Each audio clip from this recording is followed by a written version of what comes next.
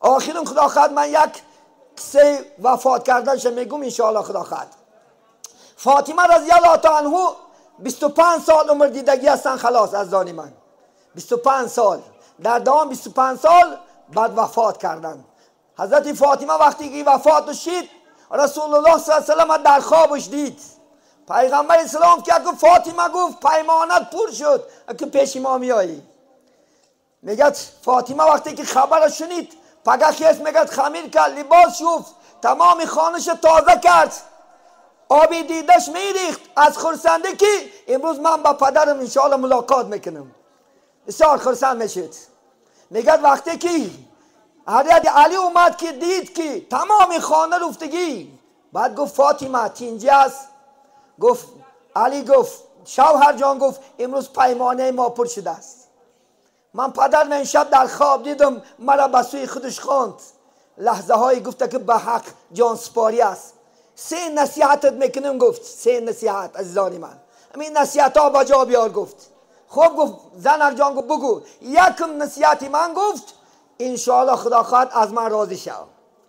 انشاءالله خدا خواهد شوهر تا هر زن باید راضی کشه پرسد چون که اگر راضی نباشد جنت نمیدراید. گفت علی جان گفت همین قدر گفت منم 18 نباشم اگر 25 دوام خدا خواهد 7 سال 8 سال زندگی کردم مبادا اگر کلمه های خطا گفتاشم از تو عذر خواهی میکنم مرا ببخش گفت. دویم گفت همین امام حسن حسین گفت التماس گفت بچه یکام از گفت رحمش کن. آزاشون نتیگه گفت این میوه دل من است. بچه دل میوه انشاءالله خدا خواهد فرد مادر است از زانی من دل میوه پدر است.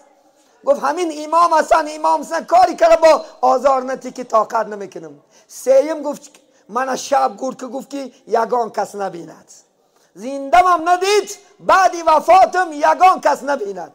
شد گفت وصیتاتم. حضرت علی هم گفت منم وصیت دارم گفت گوش که گفت فاطمه یکم وصیت من همین که مبادا با محمد واخری کاری کرده ای من یگان شکایت نکن میترسید با نگو که علی من انی خیل گفت انو خیل گفت کاری که گفت علی نگفت از زندگی مو شکایت نکن. گفت نگو گفت محمد خاطرش گفت خوب گفت. دویم گفت هر شب گفت من در خوابم بینمت هر شب آرزو دارم که در خوابم جمالی تو ببینم چخیره که در زندگی انشاءالله خدا خواهد زندگی خوب کردم ما بین 7 سال و 8 سال. گفت خوب شده است. میگه فاطمه مرد شب خودش غسلش داد به امام حسن حسین قبرستان جنت البقیه برده میگه گورش کرد عزیزان من و یک چند دیگر گورچه ساخت چون که وعده همین بود که یگان کس نبیند حتی گفت داده که یگان کس گوری من نشناسد نداند که گوری من کدام گوری فاطمه است. ببینید چند تا با گورچه ها کرد میگه. وقتی که پگه میگه خیست همون دور میگه ابوبکر میگه پریزیدنت بود. ابوبکر بعدی وفات پیغمبر بود خلیفه بود. وقتی که خبر به وی رسید عمر زنده بود آمد میگه نزد علی را تأخیر کردم برای چی در جنازش ما را نگفتی. گفت ابوبکر وصیت فاطمه همین بود من علاج نداشتم وعده کردم. گفت فرمان داد گفت که یک مردی کارا را بیارن قبرکشاین فاطمه را برارن تا اینکه من جنازش بخونم. وقتی که این حالت میگه دید حضرت علی طاقت نکرد خانه دور من شمشیر گرفت گفت که کسی میکشد به جنگ من تیار هستم. همه دیگر میگه تسکین شد. 3 شب گذشت در خواب ندید. 3 شب 3 روز یک گناه حضرت فاطمه در قبر جواب نداده است. 3 روز. 3م روز میگه در خوابش دید نپرسید که علی توی سرای گفت علی سوزن همسایه را گرفتادم از یادم برمده است در تاق خونه است 3 روز است عذابم میته خدا. برای چی حقی کسی گرفتی؟ اگه تو گوش خوب گوش بداری نه. میگه علی از یاد خوابش پریده خیست میگه همون سوزن گرفت تو خونه همسایه دوید. همسایه برمد گفت که علی چی گپ است؟ گفت که همین فاطمه گفت همین برای لباس دوختن سوزن تا گرفتاده است عیادش برمده است 3 روز است خدا عذابش کرده است برای یک سوزن.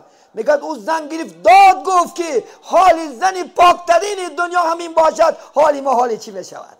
عزیزی من امروز حقیقت خورداشی بته امروز آسان، امروز پال داری، مال داری، چیز داری، دزدیده آمدیم ای روسیه، فهم کردم مال خیته از زده اومدیمی. عزیزی من چشمات کشا، دو حق است، حق الله، حق العبد. حق الله میگه چی است؟ نماز و روزه تا عبادت. حق بنده که بین بنده میشد خدا نمیبخشد. حواره نشو، کسی کیدت کرده اومدیمی در همین دنیا راضیش کن. امروز چندین آدم ها پلاش زده و مگی بچه ها هستن، ای خدا نمید روسیت ماشین سوچده گشته به نامست. مالی کس کتی با قناتی کس پرواز نکن، قناتی خودت کتی پرواز کن. از خدا بترس. ایاکم و دین. پیغمبر هرگز قرض نگی، از خرج بترسید.